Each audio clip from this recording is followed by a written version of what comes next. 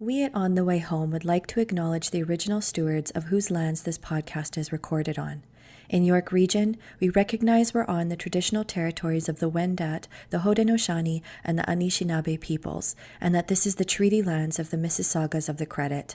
And in Vancouver, we acknowledge that we are on the unceded territories of the Coast Salish peoples, the Musqueam, Squamish, and Tsleil-Waututh, whose presence on these lands continue to this day. Welcome to On the Way Home, a podcast dedicated to the issues surrounding homelessness and the incredible experts making a difference in the lives of homeless people. Remember to subscribe to the podcast anywhere you're listening and share it with a friend. Hello, welcome to the Joe Rogan Experience. I'm just kidding.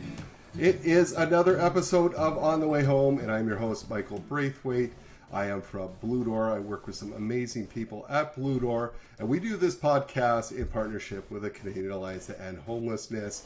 And if you were to ask me, yes, Tim Richard did steal his look from me. I had this look first, and I do it better.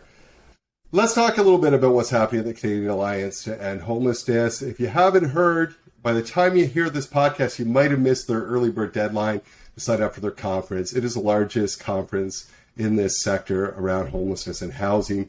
This is going to be an incredible year. First time in a few years that we're able to get back together in person. It's in Toronto. Hey, but if you don't want to travel to Toronto, there is a virtual part. You could go in person and listen, come see me in Toronto. On the way home, we'll be there. We'll be doing a lot of live podcasting from there and some interviews. So it'll be really, really cool. But I mean, other than that, just amazing. They've already put out a preliminary program, so check that out. And right off the bat, the speakers and the guests they have are incredible, the best in the field.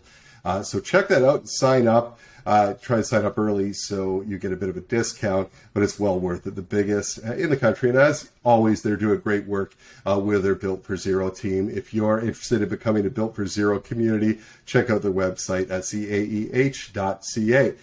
I am from Blue Door, as I said before, and lots of cool stuff happening at Blue Door. If you missed podcasts a few weeks back called Dwell, it's a pretty cool new program that we worked on with Habitat for Humanity and the wonderful people at SHS Consulting. And really, it's about, can we have people paying rent geared to income, living in longer-term housing, but building equity over time? So if they choose to leave after 5 years, could they leave with a $10,000 nest egg?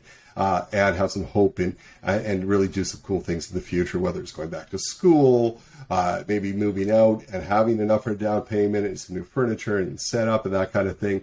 Dwell is the program, and they'll be looking to scale that across York Region and hopefully across the country sometime soon. So Blue Door is working on that. And as we speak, there is a 18-unit transitional housing building that is super efficient and effective, LEED certified, built by the region of York. Incredible, within about a year and a half, that is opening, that will be operated by Blue Door. So that's 18 new spaces in York region for single men, which is really, really cool. So that is happening. Lots of stuff happening at Blue Door. By the time you hear this podcast, we're just be about at the time where we're going to celebrate 40 years of service in our community. And now starting outside of our community for Blue Door. So that is incredible. But I have talked way too long. I've got an incredible guest waiting, as always. There are so many people around the world doing great work and as we kind of battle this challenge to end homelessness, prevent homelessness. But in our own country, in Canada, on the East Coast, we have an individual leading great work. And he's here today joining us. So today we have Doug Pawson with us. And Doug is the Executive Director of End Homelessness St. A system change entity leading the development and implementation of the St. John's Community Plan to End Homelessness. And Doug's going to expand a little bit on that when he joins, he comes on. He's a systems-based thinker with an entrepreneurial appetite for social change, and I can back that up. He absolutely does. Doug is committed to serving the most vulnerable neighbors in our community. Before he got into this role, he was in Ottawa for 12 years working in community mental health, in homelessness, housing, mental health, hand in hand, right? So that's great experience to have. He led innovative and nationally recognized social enterprises and social finance programs through significant periods of growth. We are so pleased to have you here today, Doug. Welcome to the show. Yeah, thanks for having me, Michael. Appreciate it. And congratulations to you and the Blue Door team on 40 years. Oh, thank you. Thank you very much. Yeah. I wasn't there for the first 37, but it's been a great last 3, and I wouldn't be there for the last 3 if it wasn't for those first 37 for sure. That team and the community have been good to us. Doug, we start the show with the same question for everyone because there is no one answer. It's a little different. There's a lot of similar themes. So I'd like to ask you, what does home mean to you? Yeah, that isn't a one-size-fits-all question. The concept of home, for me, I think it's a place where you have a safe place you can go. It's a place of refuge. It's a place of safety. I think it's a place you make memories. It's a place that, at the end of the day, you can feel comfortable having a good night's sleep. And I think in the world of homelessness, that idea of having just a good sleep consistently in your own space is so important. So I take a very basic approach to it, but it looks different for everybody. But that sort of sense of safety and comfort is really, I think, paramount. Doug, it's so interesting you mentioned sleep, and you come from a background in mental health as well, right? Now, when I was with that 360 Kids, we used to do in the middle of the winter this night. It was called the 360 Experience, and you spend a night on the street. And it's interesting. We take adults from all walks of life, politicians, police officers, firefighters, all that, who support us. And they do that. They step into the shoes of youth for one night in the cold, and they don't get very much sleep. And the sleep they get is not very good because they're sleeping outside or sleeping rough. And they talk about the next day what a mess they are because of sleep. So I think people don't understand, yes, home is so important, but that sleep aspect, being safe and getting sound sleep, how important that is to your mental and physical health. And sometimes, when that's one night that people are talking about, when that's every night of your life, what that does to you, and why people might self-medicate, etc. So thank you for talking about that. Am I on the right track? Yeah, I think it's so critical. I mean, we can't expect people to function at their best if they're, operating, sleep deprived or hunger. Those pieces add up, and like you said, to sustain that over time, it just adds to the trauma body and mind feels. And how do you expect folks to be their best and to live a fulfilled life if the most basic elements of survival are kind of compromised? Yeah, that's right, and all tied together as well. So let's talk a little bit about Homelessness St. John's, fairly recent. Right, there were some changes there. Went through a transition at the very beginning of the pandemic, not planned. It was planned, but the pandemic obviously was not planned. Can you give us a little history? Yeah, I think what was really unique about the opportunity to come in and serve as the executive director with Homelessness St. John's in 2019 was the ability to lead our team out of the city of St. John's. The city of St. John's had held the federal government's sort of status of community entity, so that was the forum by which a lot of the federal government funds through Reaching Home would be distributed to the community. And there had been intentional governance reviews which said, maybe this is best served in its own, purpose-built nonprofit. So the idea was, through 2019 and early 2020 to transition our team, prepare our team, our board of directors, our community advisory board, our staff to transition from the city of St. John's into our own purpose-built nonprofit, holding that community entity work for our community in St. John's. And so we had, planned to leave effective April 1st, 2020. And of course, probably a couple weeks before that, like everybody else, were thrown into flux when the pandemic hit. So we were, several days old as an organization, trying to support our community to deliver a pandemic response. First, in partnership with one of our community organizations here to operate an isolation site for shelter stayers who required testing and isolation due to COVID, and then just expanding the investments across the community into supports and services, into harm reduction work with our health authority, into food systems and food security issues, everything that was kind of in play at the time. So we were literally days old as an organization, fighting a pandemic with everybody else, trying to develop a response with a team of 5. And it was a real challenge, but definitely being out of the city and on our own, we could make these decisions really quickly and support community really quickly. So that was kind of a blessing in disguise, but definitely hard times for us as an organization, us as a community, like the whole country, and I think the world was experiencing at the time. So you launch in 2019, or you're ready to launch. Did your goals really change, really pivot because of the opening of the pandemic? Yeah, so we were like a lot of communities, receiving Reaching Home funding, in the midst of developing our 5-year community plan to end homelessness. And so we had done consultations all through 2019. And then, you're starting to get ready to leave and start to implement and action some of those priority areas that the communities identified. And then all of a sudden the pandemic hits. And, there was the moment of like, we need to adjust and pivot to meet the needs of folks right now, but always thinking about, what's our goal as a system planning entity here in St. John's, and with the federal government. So how do we support the community in a way that allows us to work towards our goal of reducing chronic homelessness, reducing homelessness, while ensuring people were able to maintain some level of safety during those early days of the pandemic. And you talked about this a bit, but this is a little different, right? Like your role in the community, you may not do direct service. So let's talk a little bit more about your role in the community and in the sector, just so our listeners understand fully. Yeah, so when I say system planning entity, we essentially serve to exist and support the community. So we have 3 action sort of priority areas that the community's helped us identify. Systems coordination, in which we work to be the backbone for coordinated access. These are requirements of the federal government, but are best practices in how you support individuals who are at risk of or experiencing homelessness. So we lead with our community the coordinated access function. We maintain our community's by name list. So that's our community's real-time list of everybody who's experiencing homelessness.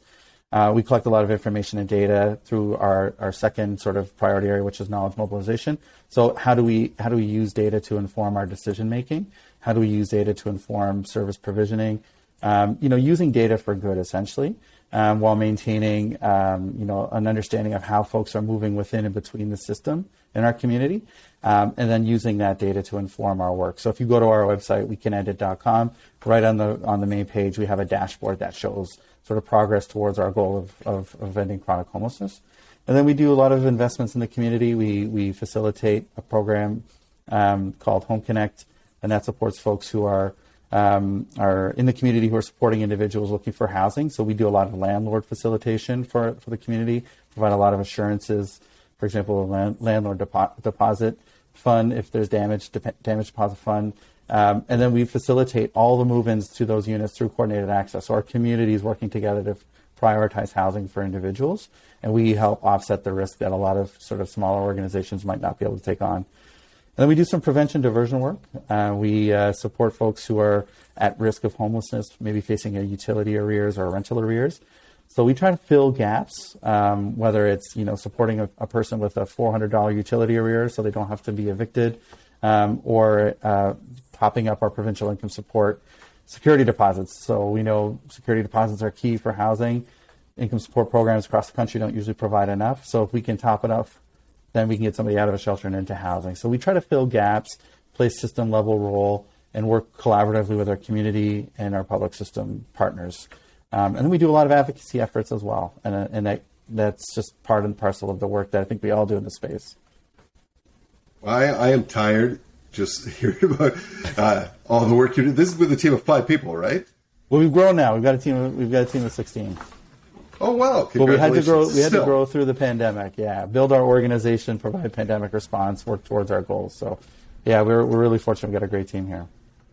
Fantastic, and a great leader. It's so interesting you mentioned it's. When we've talked about diversion, I'm thinking. I always think to myself, like, where was I? Like 10 years ago, how did I not think?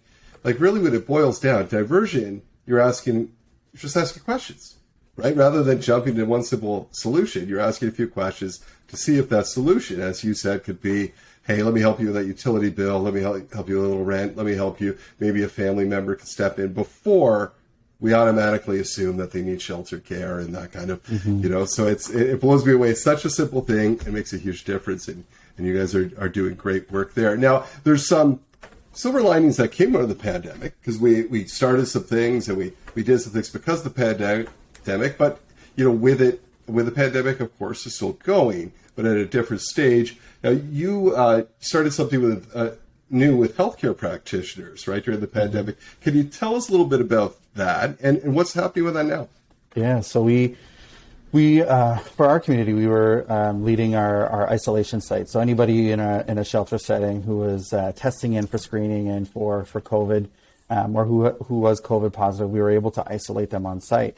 But, a big part of isolating somebody on site, especially folks who may have, active mental health issues or substance use issues, is to be able to support them with the appropriate medical primary healthcare support. So knowing that, as an organization that's not a health provider, we could provide some of the shelter supports, that social supports, but we absolutely needed medical supports embedded into that response. So we worked really closely with our health authority to develop a harm reduction approach to that. So worked with some of our physicians who worked with our downtown healthcare collaborative, mapped out several, sort of harm reduction programs that could be employed if an individual isolating needed it. But the whole intention of the program was, when we co-designed it and co-funded it with our health authority, Eastern Health, was that we would see this transition go from just COVID response and support to having harm reduction nurses go into shelters across our community. And so beyond the pandemic response, now that we've wound down that isolation site, our team has transitioned from more of from a COVID response team to an outreach team, and that complements our harm reduction nurses and team with Eastern Health, because they work together. They go into shelters, they make sure folks are document ready, make sure they're triage and supported from a health care side of things, and just are building relationships with folks who typically have been marginalized from health and primary health settings. So that response is continuing. The goal there is that it would become permanently funded, and it mostly is now through our health authority and our provincial government. So taking an opportunity of a pandemic and a need to see some systems change, and seeing that on the ground in action has made a world of difference for so many of the vulnerable folks in our community and our community partners who are providing, that shelter level support. I bet it would. And it's interesting when you talk about it. I think many people might not understand that our vulnerable people that we work with just don't have access to a lot of the healthcare specialties that you're talking about. Mm-hmm. And if they don't address those things around harm reduction, housing becomes, it becomes a lot tougher to house someone when they don't have healthcare. So that is amazing that you guys are doing that. Now, since just recently, April 20, this year, 2022, you've seen a dramatic reduction in shelter stayers who are chronically homeless, and that's what brought, when I was looking through this, you're like, oh wow, this is we got to find out what your secret is and what happened. Can you tell us a little bit about it? What happened for this huge shift? This is what we're all gunning for, and you've done it. So tell us what's the secret sauce. Yeah, I'll do my best. We've been at it for a few months, but what we've done is, we're a Built for Zero community, and Built for Zero is all about using data to inform your decisions. So, as the community entity for St. John's, we received additional incremental funding from Reaching Home, and so what we did was, in the late winter, we worked with our by name list. We achieved a quality by name list for our community. We looked at it and we said, okay, how many folks are experiencing chronic homelessness in our community versus overall homelessness? And what we said was, okay, it's much higher than maybe we thought as a community. So what can we do with this additional, $1.5 million investment that the feds are making into our community? So what we did was we issued an RFP, but we used all of the information and demographic information from the by name list, and as well as chronicity. To look at how do we invest in the most appropriate supports for folks. In our community, we were under the assumption that we just need a lot of rapid rehousing support, but the data showed differently. The data showed us that we had over 50% of our shelter stayers and folks who are experiencing homelessness in our community who are chronically homeless. So really high rates. So what we did was we used that as a proxy we used chronicity as a proxy for the level of intensive supports that folks would require. And we said we want to fund 12 housing-focused case management positions, intensive case management positions across our community that would serve every person who could serve potentially every person that was identified as chronically homeless at that time. And then we issued, as part of that RFP, a request for 6 rapid rehousing supports. So folks who we could identify as who might be experiencing homelessness but haven't reached the chronic threshold but if we can attach them to supports before then, we could drive down. So the idea here is we can reduce chronic homelessness by attaching intensive case management supports with a housing focus for those who are already identified as chronic. We could identify those who might be chronically homeless and attach those to rapid rehousing supports. And so what we've seen in the last 3 months is a reduction of about just over a third at this point of folks who are chronically homeless shelter stayers. And that's been in 3 months. So what we're using, again, is the by name list, using coordinated access, and those two systems are speaking to each other in a way that they haven't before. So all of our community funded positions are taking direct intakes from the by name list. And that's hard. It's a change at the community level for sure. A lot of groups already have existing wait lists, but we're saying this, the by name list, this is our community's wait list of folks who are waiting for services. So if we can attach them to an organization that can provide, a direct support, but also peripheral supports through their program offerings and supports, then we can see better outcomes over time. So we've seen in the last 3 months reductions in chronic homeless shelter stayers, reductions in overall chronic homelessness, and reductions in homelessness in our community. So we're seeing a little bit of that secret sauce, which is just targeted investments into positions that will fund folks across our community who are identified as experiencing homelessness with a target on chronic homelessness first and foremost. So cool. And I love what you're saying is, hey, we're serving those who we've identified as being experiencing chronic homelessness, but also we're turning off that tap so more people aren't coming into that because it never ends. And if you don't do that work, and that can't go on forever. So you're hoping that once you get to a certain point, there will be no chronic homelessness, and you'll just be working with some people quickly to rapidly rehouse them. Incredible work. And learnings coming out of that, anything that you're learning so far that you've had to pivot or change a little bit? Yeah, I think one of the things that we were able to do is, again, working with our health authority, seconded a clinical lead for the case managers that are spread out across our community. Wanted to make sure that we bring the same idea, level of intensity of what case management looks like to be comparable across all of our community partners. And just to make sure that focus on housing, focused case management is central to this work. So that was one of the big learnings. And I think just recognizing that although we're using data to inform sort of investments into positions, the social work, the psychology work, the primary health work that's attached to all of this is so important as well. So while we can target positions to be supporting certain people, we have to recognize the human dynamic and what that presents. And so, it's intentionally focused to be, lower caseloads, more intensive supports, a longer term of level of support. So we're seeing some good early results, but I think, we're still expecting better results over time as folks develop relationships and meaningful relationships with their supports. Yeah, I often say, listen, it's not an after school special, right? Like this comes in waves, and you have to put in the time. It's got to be longer term. So cool. And you're following the data, right? We've talked about on this podcast why data matters. It does. So you're investing in the right things, and you're doing exactly that. You're being innovative. You're being creative. You and your team. I know Matry actually just put out something on social assistance by province across the country, just talking about the rates, and we're going to actually have Grima from Matry come talk about that. But you've done some work around income, and so we know it plays a huge part in people experiencing homelessness. You've done some cool work around it, supporting. Can you talk to us a little bit of what you've accomplished?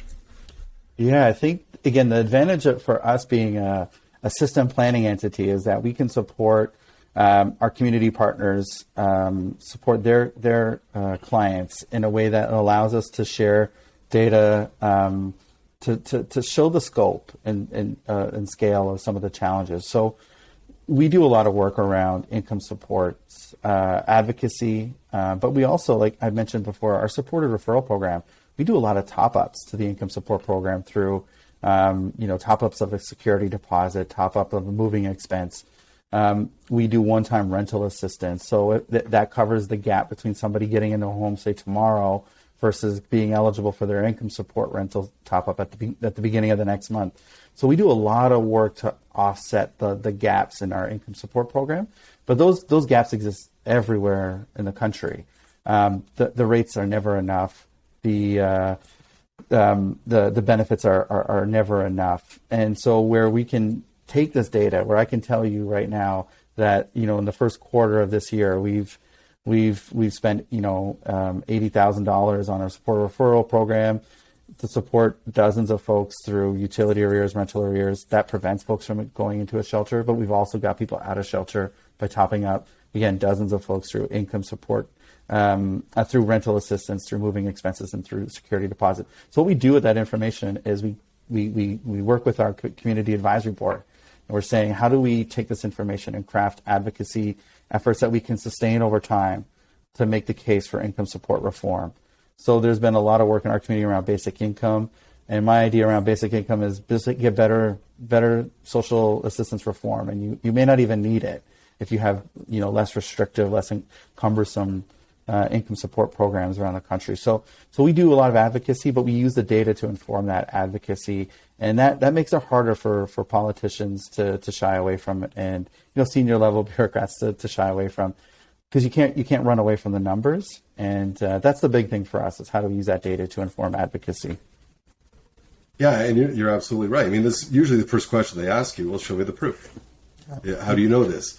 You could bet, well, a lot of people are okay. Well, and they're looking at also, how is it, is that part by voter base, et cetera, they're looking at those things. It certainly matters. And man, I tell you, in doing some research around income supports in Ontario, that our social assistance rates for both Ontario Works, which is welfare, and disability, are still below what they were in 1995 when a government did a 21% cutback. Right, we're still not there yet. I mean, the cost of living has gone, sky high, right? So something's got to give, but data speaks. If we're saying something's got to give, show me the data, show me how we're all going to benefit out of this, and you're doing exactly that. You're doing great work. What is on the horizon? What have you got planned for the future? What are some cool things you like to do, or you're thinking about for the future with your community? Yeah, I think for us, I mean, we've kind of hit a point of stability with our team. We've got our full staff complement. We've got a really great team, lots of different skill sets that are supporting this work. I think we can tap into more of the research community, help inform, what the research looks like both here locally or provincially, as well as regionally and nationally. We can start to be more informed and engaged in that. We've got the data, we've got the capacity. I think continuing to build on systems coordination, integrating our healthcare system, our primary health system capacity into coordinated access, because we know housing is healthcare, and we need to do more of that. There's an appetite, fortunately. We've got great relationships with our health authority to make that happen. It's now just figuring out what does that look like that will benefit all of our community here in St. John's. So I think just building out more of the foundations of the importance of the work around coordinated access, using the by name list to make informed decisions, using the data to advocate for systems level changes around income support, rental subsidies, healthcare access. So a lot more just refining and sophistication of the current work that we're doing, so that we can tell an even more important story, more impactful story about why reducing homelessness and ending homelessness is really the best option, not just from an economic perspective, but a social perspective as well. Human perspective. Incredible work. You mentioned your website, and you mentioned there's it's pretty cool that right away you see some of that data, you see a dashboard. Can you tell us that website again? If people want to find out more about the work you're doing, or reach out to you, say, to find out more so they can duplicate that in another part of the world or Canada, where would they go? Yeah, you can reach us online. Our website is wecanendit.com. You can find us on Twitter, Facebook, LinkedIn. You can find us across the social media platforms there as well. So, but definitely check our website out. We've got a dashboard out there. You can learn more about our programs and services and the way we're supporting our community. Very cool. Well, I am so grateful, Doug, to you and your team for the groundbreaking work you're doing. I love this work since April. That you've kind of invested. You're seeing immediate results. I can't wait to see the longer term results, because I bet that's going to continue to grow. The rest of the country, the rest of the world can can learn from that. So thank you to you and your team, and thank you for taking the time to join me today on the way home. Yeah, thanks for having me. I appreciate your time. Appreciate the opportunity. Very cool. Listen, selfishly, part of why we do this podcast, or selfishly for me, why I do the podcast is inspiration, but always learning, right? I mean, there's some brilliant people and people, teams around the country that are doing leading work. I love what Doug was saying around, in his community, like they've kind of forced to work really collaboratively as a community. And when you have collaboration and you follow the data and listen to the data, good things happen. And that's what we saw today in talking with Doug and his work. Go to their website. I love that website title. Check it out. We all can learn from that and duplicate it across the country. That's how we're going to prevent and end homelessness. Wow. Another superb guest on the way home. And I guarantee we'll have another great one next week. So please join us. We'll see you then.